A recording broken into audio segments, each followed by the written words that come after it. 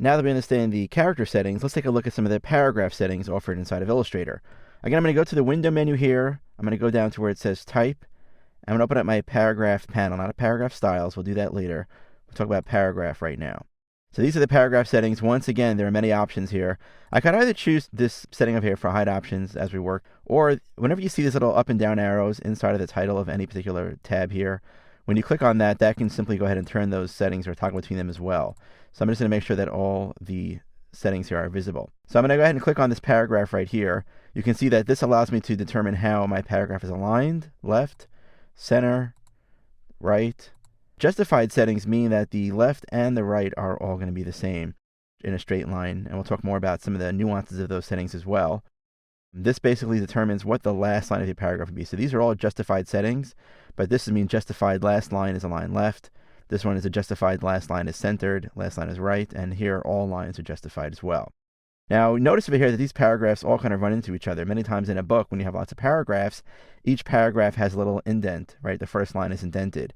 So if you look over here, I see that this setting over here is called first line indent. By adjusting this particular setting here, you can see that the beginning of all the particular paragraphs are now indented, which makes it a little bit easier on the eye to identify where those paragraphs begin. I also have a setting here called space before. Space before basically automatically adds spaces before the beginning of each paragraph. And again, Illustrator identifies a paragraph as a hard return. So if you have a return or you press the enter key on a particular keyboard, that means, okay, it's start of a new paragraph. There's also a setting for space after paragraph. You may want to be able to have some paragraphs that have space before. Some of them may have space after, so on and so forth. And when we get into more complex uses for typography, we'll see where those would make sense to do so. There's also, by the way, the ability to just have left and right indents for your particular text as well. So for example, if I thought this was some kind of a quote, I could take this paragraph and maybe have an indent in this particular paragraph here this way, and we'll also do, let's say, a right indent this way as well. Of course, the text, because this is area text, will just simply reflow in that particular area. So those are a few of the settings that are available here. I just want to point out, by the way, if you look to the far right here, you see how the text, even though it's set to be justified, doesn't really look like it's that straight, and that's because there are commas and hyphens and so on and so forth. Well, there is a setting inside of Illustrator. If you go to the flyout menu over here of the paragraph panel, something called Roman hanging punctuation. When you choose that particular setting, it will basically align your text so that the punctuation actually hangs out beyond the margin. So the optical illusion basically is that you have a visual straight line, as opposed to before where it was really justified but didn't look that way. So that might be an interesting setting that you might want to use for some of your paragraphs. Another important paragraph setting that's here, if you go to the flyout menu once again, is something called the Adobe Single Line Composer versus the Adobe Every Line Composer.